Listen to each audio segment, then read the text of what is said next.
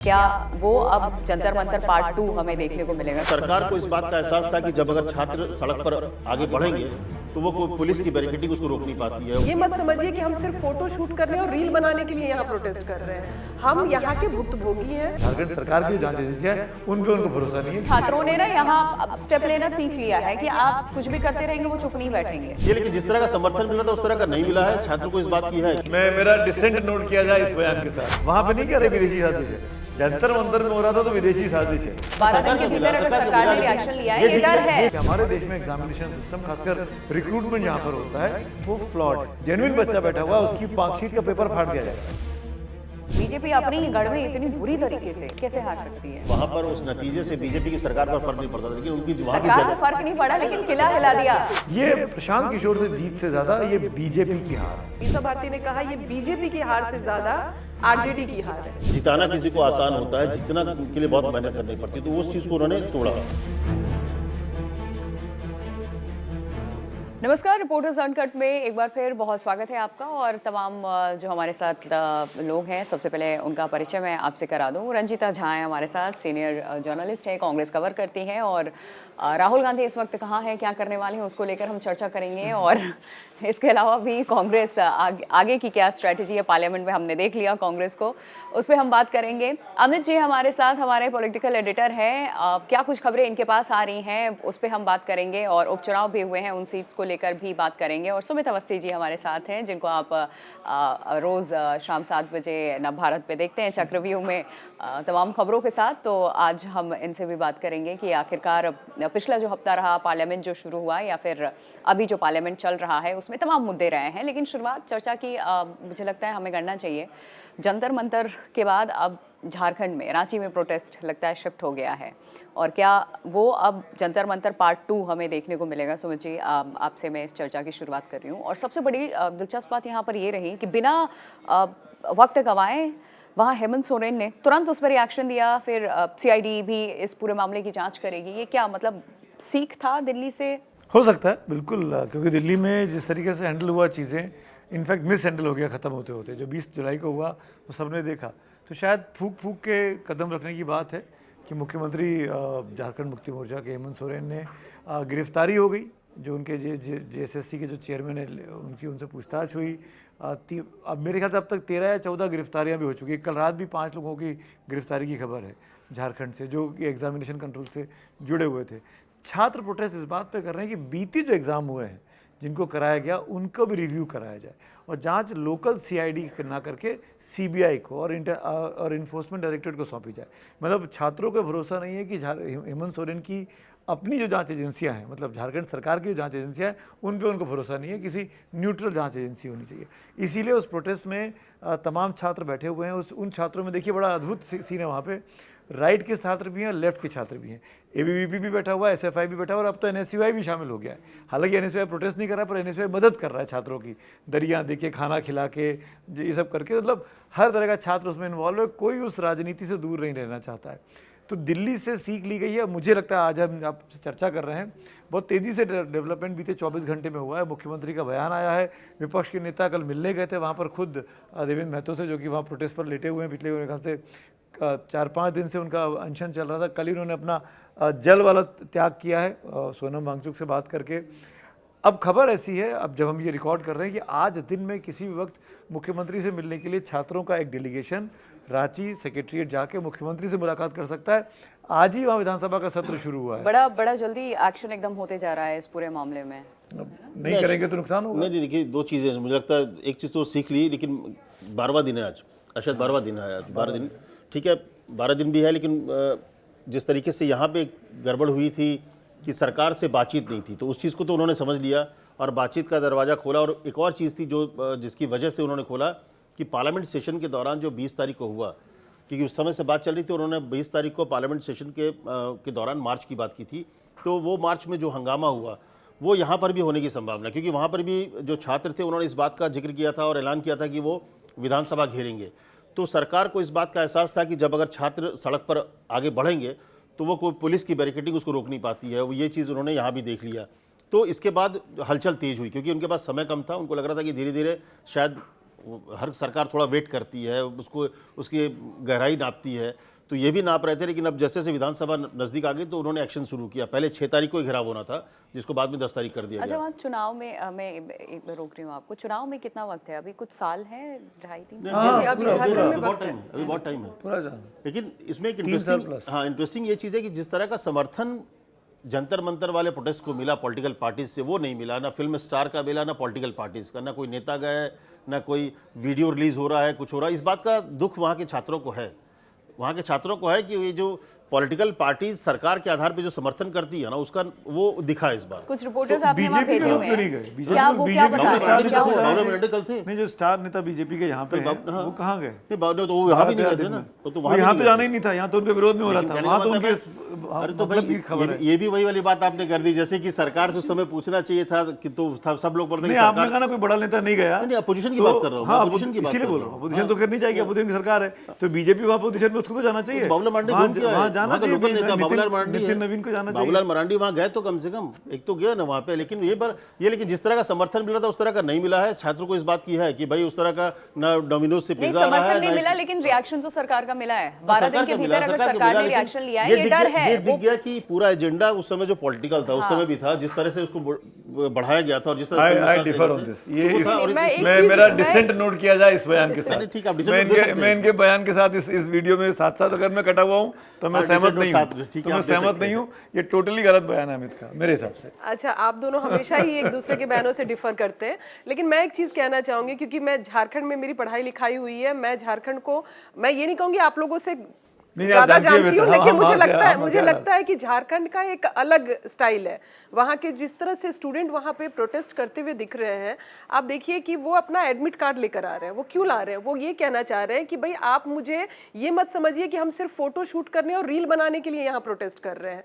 हम यहाँ के भुक्तभोगी हैं, एग्जाम के अपने एडमिट कार्ड दिखा रहे हैं। और एक लड़की तो इतना, क्योंकि अभी मेरी अपने सहयोगी से बात हो रही थी जो यहाँ से गए हुए हैं वहाँ कवर करने के लिए रांची में, वो कह रहे थे कि बच्चे अपने 10-10, 15-15 एडमिट कार्ड लेकर आ रहे हैं और बता रहे हैं कि किस तरह से ये एग्जाम ही नहीं, इससे पहले जो CGL का एग्जाम हुआ उसमें किस तरह से CID उस समय भी सरकार ने बिठाई थी, CID ने जांच की, 10-12 लोगों की गिरफ्तारी की और उसके बाद फिर मतलब उनको ये लगा कि बस इतने भर से काम हो जाएगा और नौकरियां लोगों को दे दी।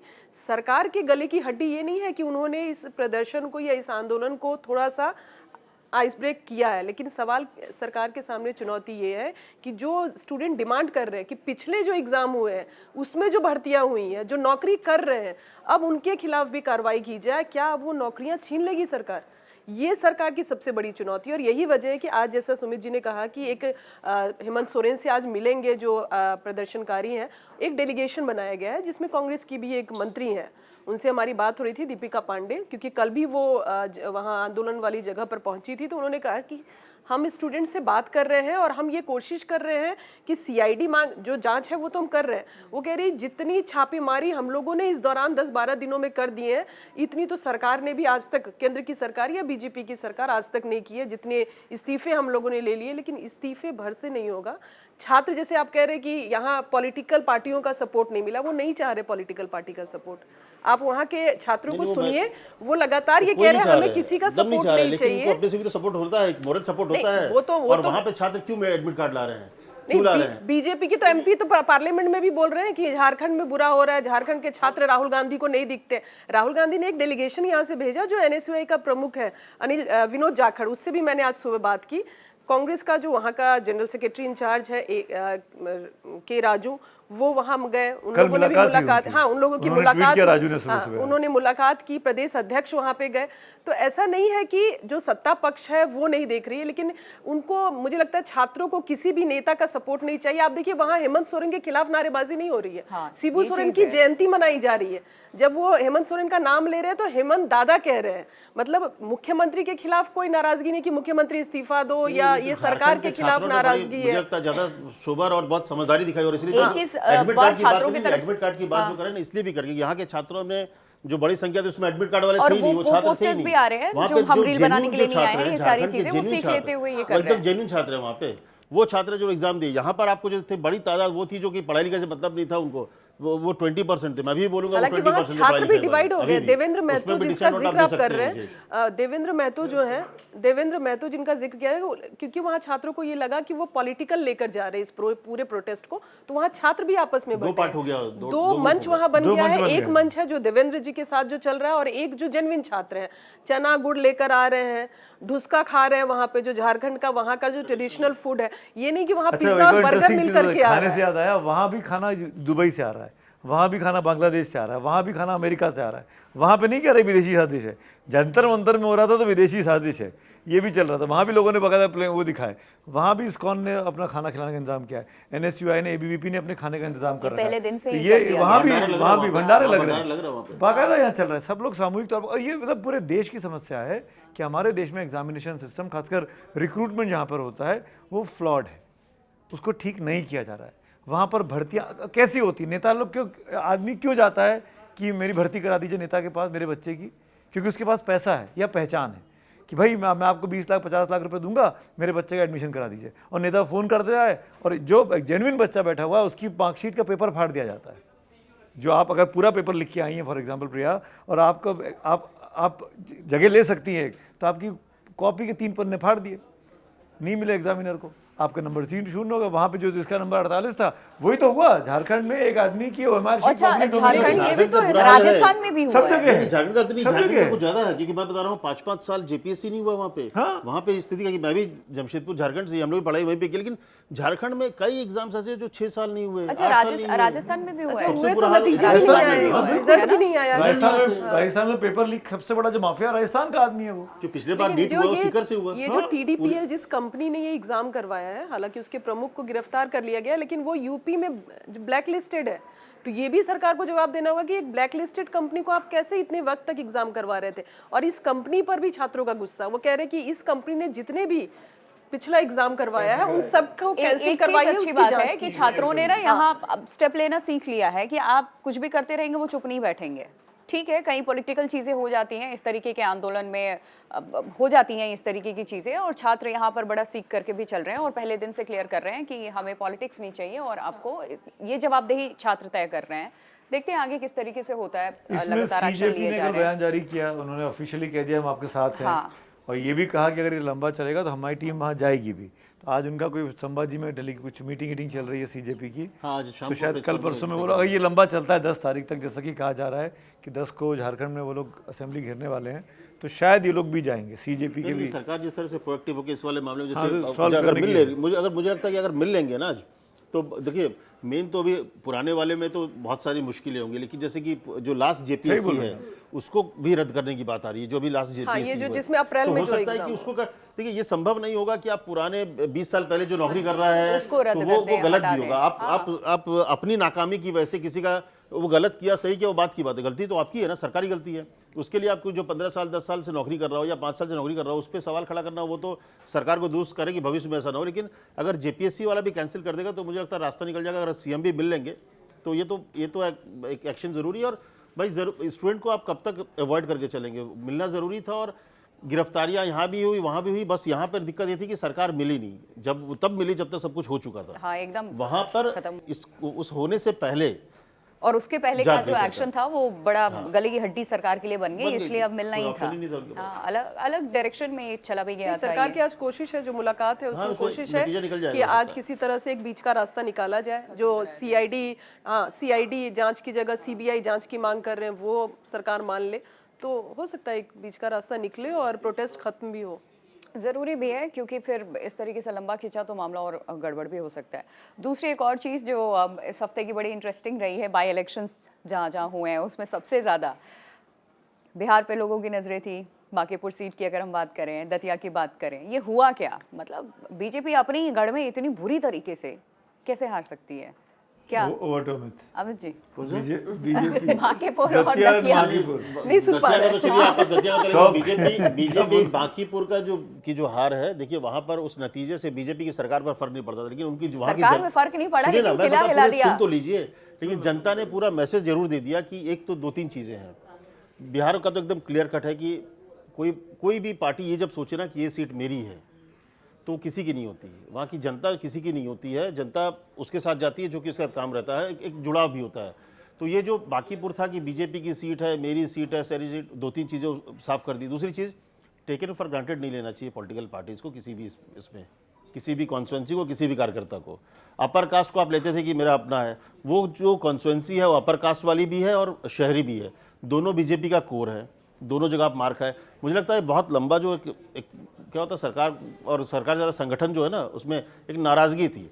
आपका कैडर, ये जो वोट परसेंट आप देख रहे हैं 7% घटा है, जो बीजेपी को कम आया, और बीजेपी लगभग हर उस बूथ पे हारी है जहां पर बीजेपी का अपना कोर वोटर था।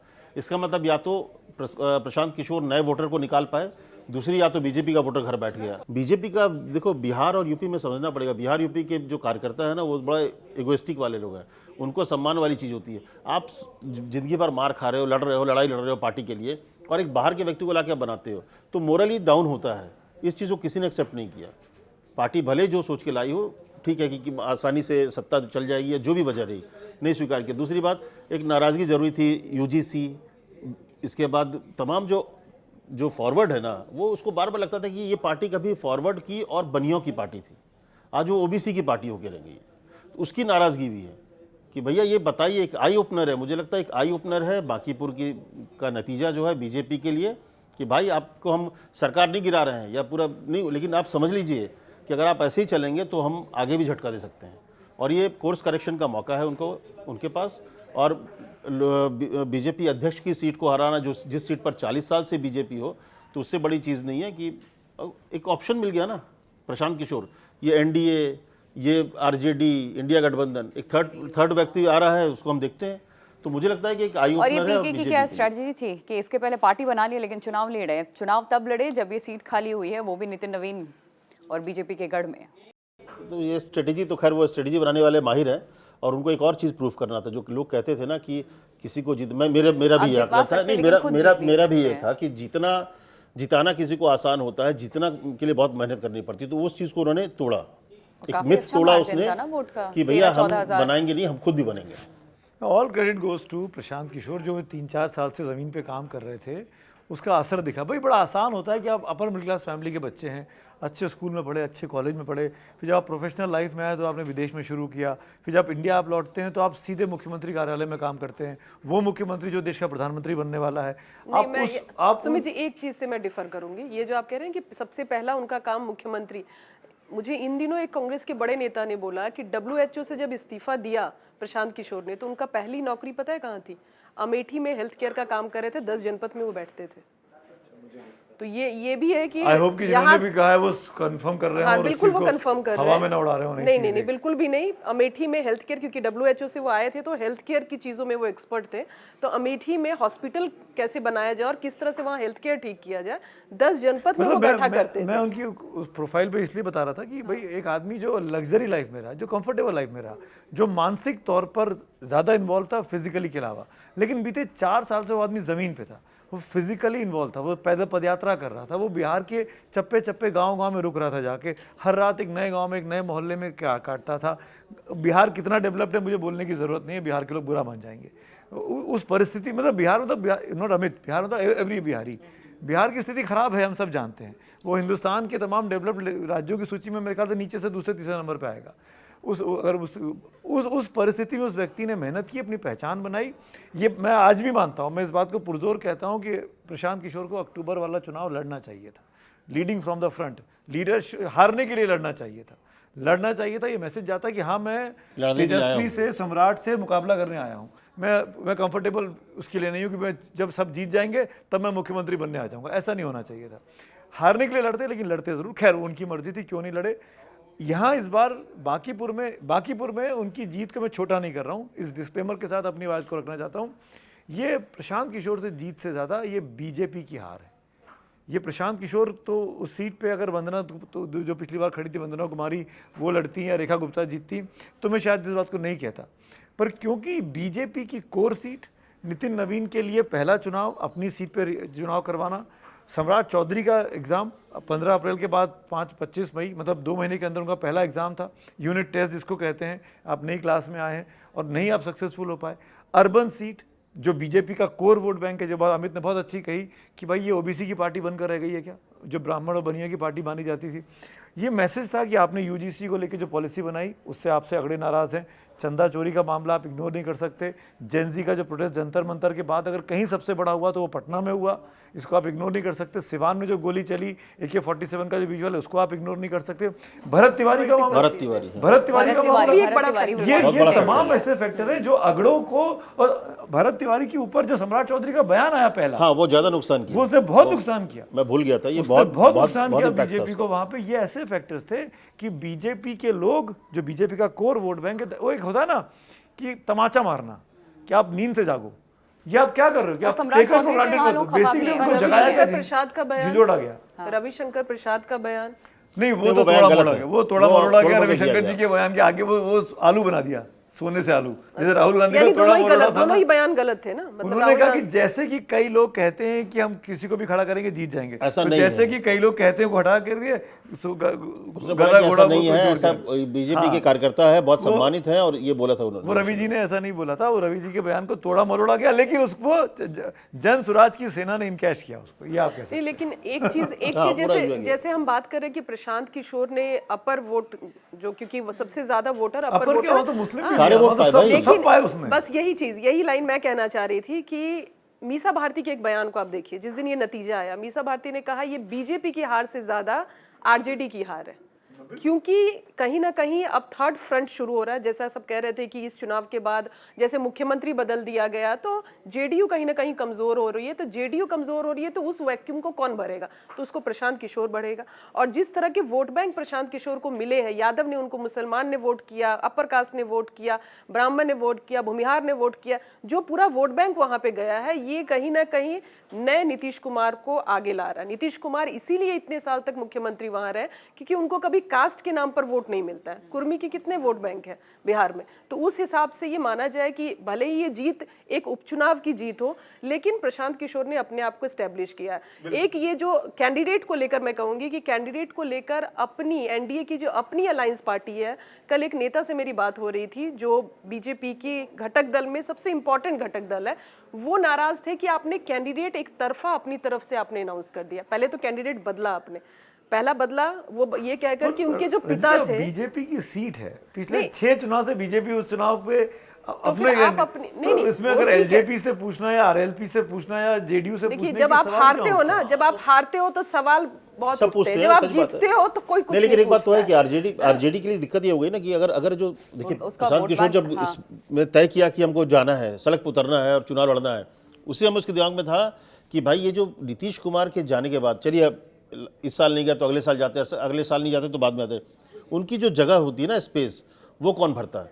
और ये उनके पहले से ही पूरे फ्रेमवर्क में था कि नीतीश का स्पेस लेना, कि नीतीश के हटते ही जेडीयू कोलैप्स करेगी, बीजेपी का जो एक अपना स्पेस होगा वो बीजेपी हो जाएगी, एक आरजेडी हो जाएगी।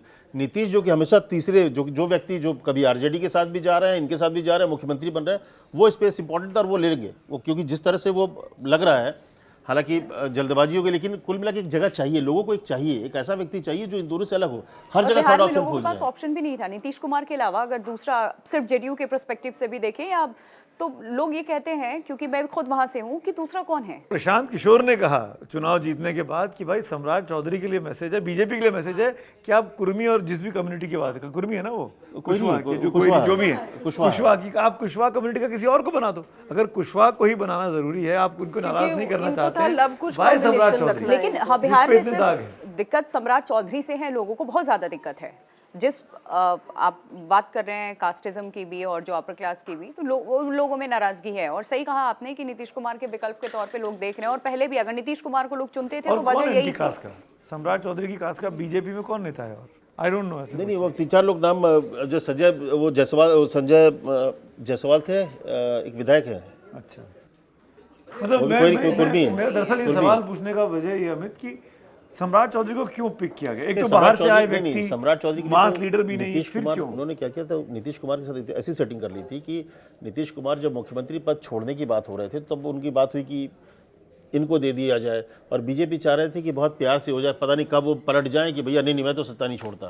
तो एक वजह ये भी थी कि उनको धीरे से प्यार से समझ जैसा वो चाह रहे हैं उनके हिसाब से कर लो, लेकिन सत्ता अपने पास आ जानी चाहिए। मैं अपनी एक बात तो इस कारण से हुई, लेकिन ये भी एक फैक्टर था। जिस तरीके से सत्ता परिवर्तन हुआ चुनाव जीतने के बाद, नीतीश गए, सम्राट आए, तो उसकी नाराजगी भी थी पढ़े लिखे लोगों में, एकदम थी। उसको लेकर भी था। ये क्या तरीका हुआ, चुनाव हमने वोट दिया था नीतीश कुमार को और अचानक आपने इनको बना दिया। वो पटना का शहरी वोटर तो जो समझता है वो नाराजगी भी होगी। मैं एनडीए के एक घटक की बात कर रही थी कि उस घटक दल के नेता जो प्रमुख हैं, उन्होंने यहाँ तक कह दिया कि ये जो हार हुई है ये बीजेपी की घमंड से हार हुई है। हम तो मिली जुली सरकार है, हम भी समर्थन दे रहे हैं सरकार को, लेकिन जिस तरह से ये फैसले लेते हैं, आपने कैंडिडेट जो है एकदम आनन फानन में कैंडिडेट बदला। कह जरूर जा रहा है कि कैंडिडेट जो है उसके पिता चारा घोटाला में आरोपी थे इसलिए उनको हटाया गया, लेकिन मूल वजह बताई जा रही है कि सम्राट चौधरी को वो पसंद नहीं थे इसलिए उनको हटाया गया। सम्राट चौधरी अमित शाह से मिले आकर दिल्ली में और उसके बाद अचानक से कैंडिडेट बदला गया। तो इसको लेकर भी जो घटक दल है वो भी कह रहे भाई बीजेपी का ये ज्यादा हो रहा है, मैं भी फ्रस्ट्रेट हो चुका हूं। जनता का मूड था, अगर बहुत अच्छा कैंडिडेट लाते हैं ना तो मार्जिन कम हो जाता, बस मार्जिन कम होता। बहुत अच्छे कैंडिडेट लाने से नतीजों पे फर्क नहीं पड़ता। वहाँ पर बीजेपी का मूड, वहाँ की जनता का मूड दूसरा था कि भैया इस बार थोड़ा बताना भी ज़रूरी है। कई बार क्या होता है ना, सड़क पर बम्पर बनाए जाते हैं कि जब आप सड़क पर तेज़ जाइए तो थोड़ा रुकिए, तो ये एक तरह का बम्पर है पार्टी के लिए। अगर इस बम्पर को नहीं मानेगी तो अगला बार धड़ाम से गिर जाएगी, उस पर अगर स्पीड चलाओगे तो गाड़ी पलट जाती है। ठीक है, बिहार के बाद अब तो ये बहुत जरूरी है। दतिया का भी जिक्र हम कर लेते हैं। अब आपके गृह प्रदेश चलते हैं। नहीं, मेरा गृह प्रदेश, हमारे गृह प्रदेश से आपके गृह प्रदेश, मतलब वो क्या नरोत्तम मिश्रा की वजह से बीजेपी की अंदरूनी कला हुआ क्या वहाँ भी? ऑब्वियसली अंदरूनी कला, उसको आप इनकार नहीं कर सकते। अब मुझसे बेहतर अमित बताएंगे बीजेपी के अंदर क्या चल रहा था, लेकिन नरोत्तम मिश्रा उस सीट पे चुनाव जीतते रहे। नरोत्तम मिश्रा पिछला चुनाव हारे, इस बार वो मान के चल रहे थे कि अब जब बाई इलेक्शन हो रहा है तो मैं स्वाभाविक उम्मीदवार हूँ, और उन्होंने बाकायदा पर नॉमिनेशन फॉर्म ले लिया था, रैलियां कर 100 के करीब रैलियां कर दी थी। वो सब वो तो अलग ही हो गया था। वो अलग ही चीज़ है। फिर एन मौके पे वोट कटा, जब कैंडिडेट नहीं मिला और वहाँ पर प्रोटेस्ट हुआ। ये मेरे ख्याल से बीजेपी के इतिहास में पहली बार मैंने देखा। मैं बीजेपी को 30-35 सालों से अपनी प्रोफेशनल लाइफ में कवर कर रहा हूँ, देख रहा हूँ। ये पहली बार था कि किसी कैंडिडेट का जो अपने आप को नेता माने और उसका टिकट कटे और ऐसा प्रोटेस्ट हो कि 10 घंटे के लिए, 9 घंटे के लिए हाईवे जाम हो जाए और बीजेपी के अपने लोग एक साथ मास रेजिग्नेशन दे दें।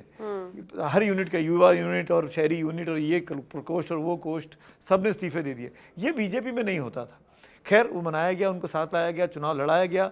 अगर बीजेपी आलाकमान ने दिल्ली से ये तय किया था कि नरोत्तम मिश्रा पार्टी के लिए उचित उम्मीदवार नहीं है, आशुतोष तिवारी है, जो भी वजह हो कि हमको नरोत्तम मिश्रा को सबक सिखाना है या नरोत्तम मिश्रा चुनाव हार सकते हैं, जो भी वजह रही हो XYZ, अगर उनके जगह आशुतोष तिवारी को लाए थे तो नरोत्तम मिश्रा को, मुझे ऐसा लगता है अब रिट्रोस्पेक्टिव ऑन पहले करना चाहिए था। ऑन बोर्ड पहले करना चाहिए था उनको, ऑन बोर्ड पहले करके इन्फॉर्म कर दिल्ली बुला चाहिए के था, लाना चाहिए दिल्ली बुला के लेके आना चाहिए था। बड़े नेताओं को उनको ब्रीफ करना चाहिए था कि ऐसा नहीं हो रहा है। अचानक जो हुआ ना, उसने शॉकर दे दिया। और ये जो शॉकर था, उससे बड़ा शॉकर तो मुझे इस बात पे लगा कि रिजल्ट वाले दिन जैसे ही रिजल्ट घोषित हुआ, नरोत्तम मिश्रा हारे, बीजेपी ने दतिया की पूरी स्थानीय यूनिट को डिस्ट्रॉय कर दिया, भंग कर दिया पूरी की पूरी। मैंने पता किया फोन करके, 1100 पे लड़के हैं युवा, पूरा कारकानी जो होती है, पूरी कारकानी जो होती है उसको बर्खास्त कर दिया। ये कहीं नहीं होता है। बीजेपी अपनी वो बीजेपी ये कह रही है कि स्थानीय लोगों ने हरा दिया चुनाव, कैंडिडेट तो ऊपर से बदला गया।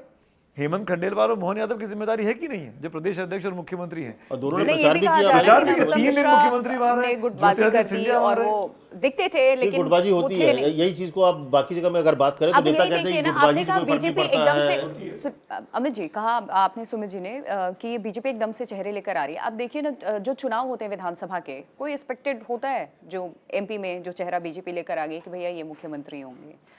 अलग अलग जगहों पर हमने देखा है कि किस तरीके इस तरह से की सिचुएशन में ना, एक जब बाई इलेक्शन कार्यकर्ता हो और हो। उस पर से लेकिन अगर आप आप जीत बड़े के आ नेता गए को हैं, आपके पास स्ट्रेंथ है और आपके जो विधायक वो आपके साथ है, आप उनको पता है कि वो अगला ऑप्शन उनके पास क्या है, कुछ नहीं है, नहीं, लेकिन नहीं कर पाएंगे। दतिया जैसी जगह में उसको जहाँ मान पर लिया ना। नहीं, वो तो ठीक है कि आप देखिए पार्टी में कई ऐसे 10 लोग को बुलाती वो है, स्ट्रेटेजी यहाँ फेल हो गई। वहाँ पे स्ट्रेटेजी इसलिए फेल हो गई क्योंकि वहाँ पर जब विधानसभा चुनाव या लोकसभा चुनाव होती है तो वहाँ पर तय होता है बड़े लेवल पे और पार्टी उस तरह से नीचे लेवल को मनाती भी है, ऐसा नहीं है। लेकिन यहाँ पर क्या था कि आप नरोत्तम मिश्रा कुछ भी कर लीजिए, एक बड़े नेता थे, एक बड़ा चेहरा। मुझे लगता है कि चुनाव जब ये सब कुछ हुआ और उनका रोना जो हुआ ना, और रोना ने एक तरह से सम्मान के साथ जोड़ लिया कि अरे इनके सम्मान के साथ मारे, इनके साथ अपमानित किया गया, तो ये जो एक फीलिंग होती है ना, वो भी काम करती है। पर मुझे पता नहीं क्यों लगता है, आई माइट बी 100% रॉन्ग, मैं फिर डिस्क्लेमर के साथ बोल रहा हूँ कि नरोत्तम मिश्रा पे कोई बड़ी कार्रवाई होने वाली है। मुझे लगता है कि अगर उनको धीरे से संट कर दिया जाए बड़ी कार्रवाई होगी। जरूरी नहीं कि दिखाने के लिए आप पे बड़ी बड़ी कार्रवाई हो, बड़े नेता है, धीरे से क्या किया जाएगा, उनको जब कोई पद नहीं मिलेगा, अगर यहाँ पे संगठन बन जाएगा, संगठन में आपको जगह नहीं मिलेगी, अगर प्रदेश में जगह नहीं सीट मिलेगी तो आपकी आप गई। नहीं, वजह क्या हो सकती है एकदम से नरोत्तम धीरे मिश्रा को धीरे साइडलाइन इग्नोर करना ही सबसे बड़ी सजा होती है राजनीति में। इग्नोर क्यों किया जा रहा है? गलती भाई देखिए, क्या हुआ? इसमें आप दोषी हैं किसी भी सूरत पे। पार्टी ने जो किया, क्या पार्टी अपनी गलती नहीं मानती कभी भी, बड़े लोग मानते नहीं मतलब हैं। उनको क्या साइड करने की ये प्लानिंग थी, क्या था? या तो आप कद बड़ा करते हैं या तो फिर आप या हो सीनियर सकता है कि लीडर्स जो पार्टी कुछ ऐसे और होते हैं सोच रही उनको होगी साइड उनके कर बारे देते में, हैं। पार्टी कुछ और सोच रही अगर है। सोच रही होती तो उन तक तो मैसेज होता ना। नहीं, कई बार मैसेज नहीं होता, कभी नहीं होता मैसेज का करने से ही पार्टी ये भी गड़बड़ी होती है। आज बड़ी जो नेशनल पार्टी और है ना, वो देखती भी है कार्यकर्ताओं को, चलो इसको देखते हैं, कुछ पेशेंस देखा जाए, कुछ दिन देखते हैं क्या करता है।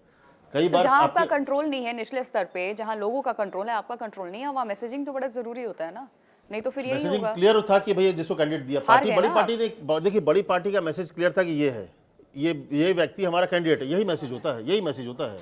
जो संगठन जो है ना, जो कार्यकर्ताओं की पार्टी है, उसमें इसी मैसेज इस उपचुनाव में एक जो नहीं, विपक्षी आपने पार्टी जो आपने कहती अभी थी, एक सेकेंड शुरू में कहा था ना कि मैं समझ सकता हूँ कि पहले मैं बोलता था कि जितवाना आसान होता है, जीतना बड़ा मुश्किल होता है।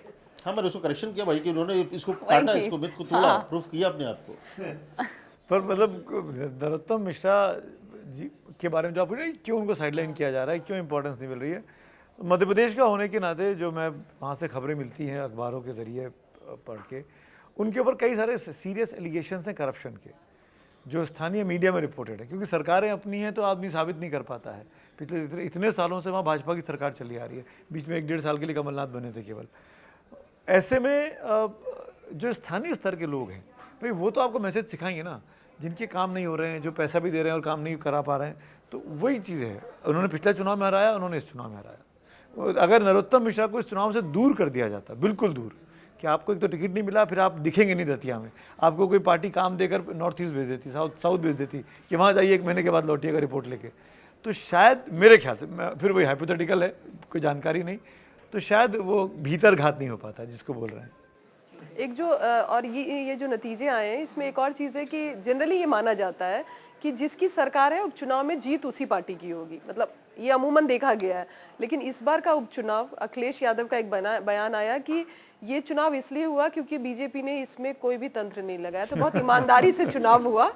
हमने कहा क्यों आप ईवीएम हैक की बात करते थे, अभी आप जीत गए तो आप बोल रहे दतिया की बतिया ही मत कीजिए आप, तो बताइए ना, तो बोले नहीं इस बार बहुत ईमानदारी से चुनाव हो गया। जिसमें नतीजा हो तो देखिए, हाँ, वो ईमानदारी से चुनाव हो गया है। अपोजिशन में थी तब वो भी ईवीएम में सवाल खड़े करती थी। देखिए पॉलिटिकल पार्टीज का तरीका होता है, तरीका आप हार गए तो पल्ला झाड़ के क्रिश्चियानी बिल्ली खंबा नोचे। बकायदा बीजेपी में तो किताब लिखी जब गई से थी, ईवीएम इंट्रोड्यूस हुआ है तब से हम यही सुनते आए हैं। बीजेपी में तो एक किताब लिखी गई थी, ईवीएम कैसे हैक होता है। भाई, तो बांकीपुर के नतीजे से बीजेपी जितनी दुखी नहीं थी, विपक्ष उतना खुश था। कांग्रेस नहीं जीती थी, हाँ, कांग्रेस बिल्कुल। का कैंडिडेट नहीं था, कोई नहीं आरजेडी था। का जमानत जब्त हो गया, लेकिन वो अलग खुमारी में कि अरे हो गई तो मजा बीजेपी की हार। तभी ना ऐसे पार्लियामेंट में 2-3 सांसद बात कर रहे थे, तो उसी में किसी ने बोला, तो बोला अरे तुम लोग को तो इसी से, तुम लोग हमेशा जिंदगी में छोटी छोटी खुश रहो, बड़े में तो बड़ा रसगुल्ला जो है, बड़ा केक तो हम ही खाना है, चाहे 29 का हो या 22 का हो। बोला, फिर वही बोला कि अरे जो बोला आपके अध्यक्ष हार गए, तो बोला अध्यक्ष हार गए छोड़िए, उस समय योगी जी आए थे, योगी जी लोकसभा छोड़ के आके सीएम बन रहे हैं और अपनी सीट हार गए।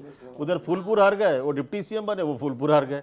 तो बोले ये सब जनता जानबूझ के आप लोग खुश करने के लिए कर देती है बीच में, कि आप लोग इसी गुमान में रहिए कि इसका माहौल बन गया है, यूपी अल्टीमेटली चुनाव हम तो पे जीत भी गए। पड़ेगा क्या कुछ, ये फैक्टर यूपी में भी देखने को मिलेगा? नहीं, ये सवाल अखिलेश यादव से भी पूछा गया था, और ये सवाल सबके मन में है कि क्या बीजेपी के उपचुनाव या बीजेपी की सरकार पर जिस तरह से या छात्रों का आंदोलन, कि बीजेपी क्या अब नब्ज नहीं समझ पा रही है, जनता की बात नहीं समझ पा रही है, छात्रों की बात नहीं समझ पा रही है, किसानों की बात नहीं समझ पा रही, विपक्ष की बात नहीं समझ पा रही है, तो क्या जो जमीनी चीज है उससे बीजेपी कट गई है? ये सवाल सब पूछ रहे हैं। और कहीं ना कहीं ये वजह है कि आप देखिए अखिलेश ब्राह्मण सभा कर रहे हैं, तो अपनी जो कुनबे को मजबूत करने की या और लोगों को सामने लाने की कोशिश वो कर रहे हैं। बदल दिया, हाँ? पीडीए का पी PDA बदल का दिया, पंडित बना दिए। पंडितों को ला रहे हैं।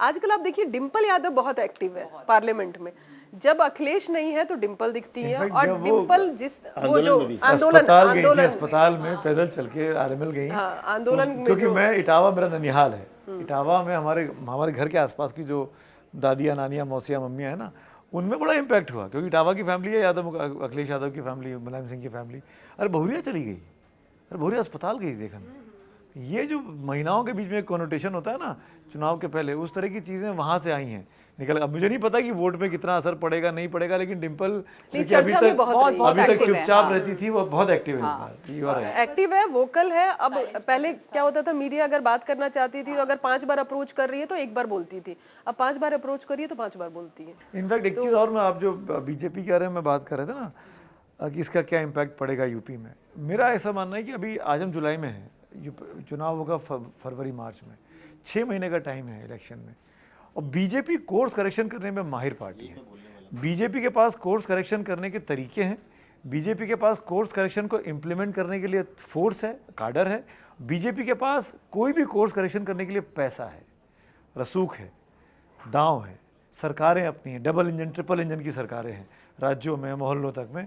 तो बीजेपी अगर उनको ये समझ में आ रहा है कि फला वर्ग हमसे नाराज़ है, ये वोट हमको नहीं मिला बांकीपुर में, दतिया में देख के, तो वो उसको ठीक कर सकते हैं।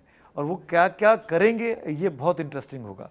मैं फिर से आपको बता रहा हूँ, जो मैं 2-3 हफ्ते पहले अपने इसी प्रोग्राम में बोला था, अभी एवरेज एज जो है मोदी जी के मंत्रिमंडल की वो 61 ईयर है। 70-71 मंत्रियों में 61 साल का एवरेज एज है।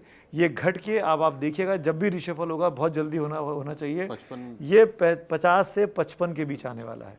ऐसी बहुत बड़ी संख्या में फर्स्ट टाइमर एमपीज होंगे, फर्स्ट टाइमर सेकंड टाइमर, जो एमओएस लेवल पर लेकर आएंगे, जो इस एवरेज एज को घटाएंगे।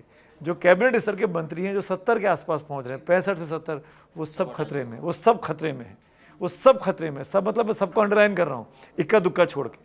इक्का दुक्का मतलब जो जो उस जगह तक जाते हैं। तो ये इस लेवल पर पार्टी चेंज करने का सोच रही है। ये मोदी जी का उस दिन रात को वीडियो बनाना इंस्टाग्राम पे, वो क्या था, वो कोर्स करेक्शन का पहला स्टेप था। उनको दिख रहा है कि राहुल गांधी की उम्र 55 साल है या 60 साल, जो भी राहुल गांधी की उम्र है, वो छात्रों की गूंज कर रहे हैं। तेजस्वी यादव और पीके जैसे लोगों को पार्टी पसंद, पीके को पार्टी युवा पसंद कर रहा है। दीपके और सौरभ रांका और ऐसे ऐसे नॉन फेसेस जो 25-30 साल के लड़के हैं, ये डिस्कोर्स में आ गए, तो हम क्यों नहीं हो सकते हैं। तो आप देखिएगा बीजेपी के अंदर के यंग जो चेहरे हैं, अनुराग ठाकुर जैसे, तेजस्वी सूर्या जैसे, ये कुछ नाम ले रहा हूँ जो पॉपुलर हैं, जिनको मैं जानता हूँ, स्मृति ईरानी हो गई, इनको बहुत ज़्यादा प्रोमिनेंस मिलने वाली है इन 6 महीनों के दौरान। नहीं, और इसमें मुझे लगता है ये जो थे ना कि क्या असर पड़ेगा, अगर इलेक्शन नहीं हुआ तो शायद ज़्यादा असर पड़ता है 27 में, क्योंकि अंदर का गुस्सा निकलता नहीं। बीजेपी इस मामले में माहिर, और देखिए अभी से बात शुरू हो गई ना कि फॉरवर्ड को आर्थिक रूप से आरक्षण किसने दिया, भाई बीजेपी दी, ये बात शुरू हो गई है। तो बीजेपी तुरंत कोर्स करेक्शन में माहिर है, वो तुरंत जानती है। और सबसे बड़ी बात कि ग्राउंड लेवल पे, और एक बार फिर अमित शाह भाई अगर कार्यकर्ताओं के साथ सीधे सीधे संवाद में जुड़ते हैं तो दूसरा माहौल बनेगा, और मोटिवेट भी वही करते हैं, इश्यूज़ भी लाएंगे। और यूथ की जहाँ तक बात है तो इनका अपना जो युवा मोर्चा और ये तमाम जो आरएसएस, देखिए इनका ग्राउंड वर्क असली आरएसएस करता है। और आरएसएस आज का मोहन भागवत का जो कार्यक्रम है ये दिखाता है कि अब उस लेवल पे आरएसएस घुस रही है कि भैया आप अपना पॉलिटिकल चीज़ें देखो, जो मोटिवेशन करना और जो लोगों को एकजुट करना, एक प्लेटफॉर्म पे खड़ा करना, अगर वो आरएसएस जुट गई है तो समझ लीजिए जो 2024 में कभी दिखी थी कि 2024 के चुनाव में आरएसएस उस तरह से काम नहीं की थी। ये सीधा सीधा लगा था कि आरएसएस अपने आप को अलग कर ली थी, चाहे नड्डा जी का बयान हो या जो भी रहा हो। वो अगर इस तरह से अगर आ रही है तो फिर माहौल दूसरा बनेगा, उसमें कोई दिक्कत नहीं है। लेकिन फिर भी चुनाव यूपी का मुझे लगता है बहुत इंटरेस्टिंग, क्योंकि होगा कि उसमें पीडीए और जो तमाम अगर पंडित को साधने की कोशिश कर रहे हैं, देखिए इनको अभी भी भरोसा है जो बीजेपी के नेताओं से था कि चलिए जो होना था हो गया। लेकिन फॉरवर्ड जो है, अखिलेश चुनाव जब रैली शुरू करेंगे तो ऐसा नहीं होगा, फॉरवर्ड को फिर हम लोग बना लेंगे। इस बार डिम्पल यादव को भी आगे कर सकते हैं। नहीं आगे क्या मतलब, आगे है ही नहीं, और साथ फिर साथ आगे चल रही जाएंगे। है ना वो। और कितना आगे नहीं, प्रचार में बहुत ज्यादा आगे तो अखिलेश ही रहेंगे भाई। अब उनको मुख्यमंत्री थोड़ी, अगर उनको बनाएंगे तो माहौल दूसरा ही हो जाएगा फिर तो। नहीं वो करेंगे। ऐसा नहीं होगा, ऐसा नहीं होगा। चलिए ठीक है, देखते हैं क्या होता है। चलिए बहुत बहुत शुक्रिया। तो इस चर्चा को यहीं खत्म करते हैं। हाँ, तमाम जाना है मुद्दों पे नहीं चर्चा तो हुई। इसे छोड़ के भाग जाते बीच में। बहुत शुक्रिया। बस।